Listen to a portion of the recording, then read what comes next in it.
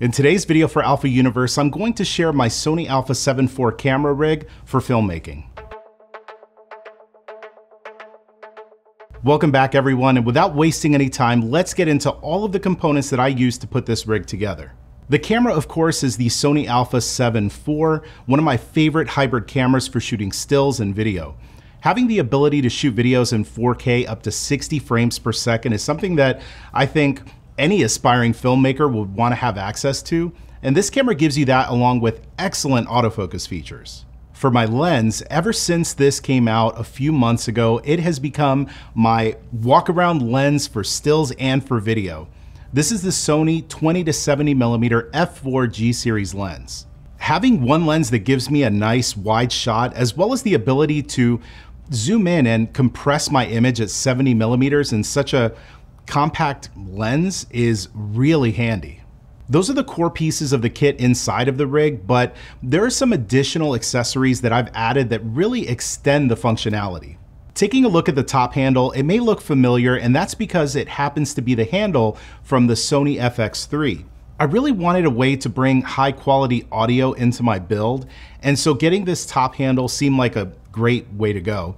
It has two XLR inputs, but most of the time I just ended up using this XLR shotgun microphone that's made by Sony. All of the controls are here on the handle and can be tuned in for your specific needs. Now, if you're trying to attach this handle to the Alpha 7 IV, it's not going to work quite right. You need two other pieces to secure this handle to your setup. With that, I'm using a camera cage made by a company called SmallRig. The cage is secured to the Alpha 7 IV, and the handle is actually secured to the cage since the camera body itself doesn't have a way of securing it.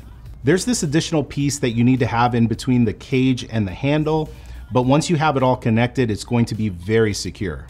Going back to the handle, there's an extension accessory that gives you some additional mounting points for accessories.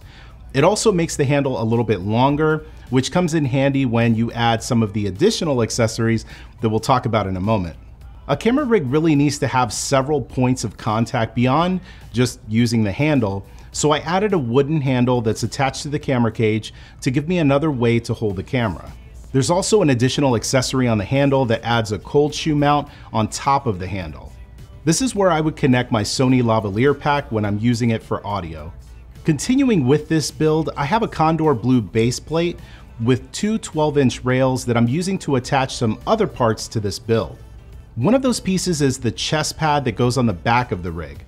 This gives you another point of contact for your rig to keep things steady.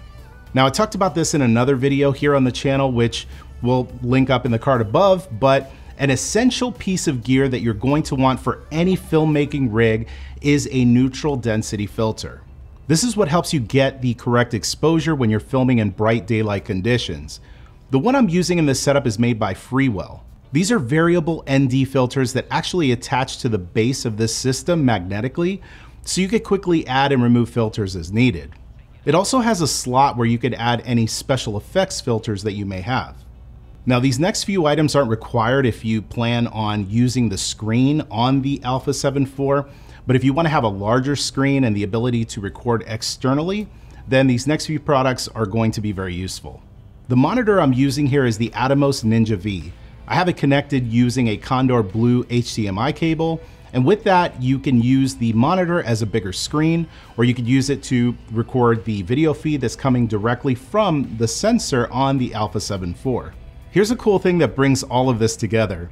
This is a mini V-mount battery made by SmallRig, and using this adapter and cable, I'm actually powering the Atomos recorder that way. You could use the V-mount battery to power the camera itself by connecting a USB-C cable as well.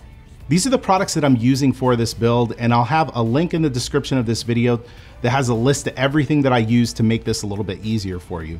I'd love to hear what you use for your camera rig, as building these things often takes a while to research. Let's help out the community by sharing all of that in the comment section below. Don't forget to subscribe to Alpha Universe to see the latest videos, and while you're here, check out the video that you see here on the screen, and I'll see you next time.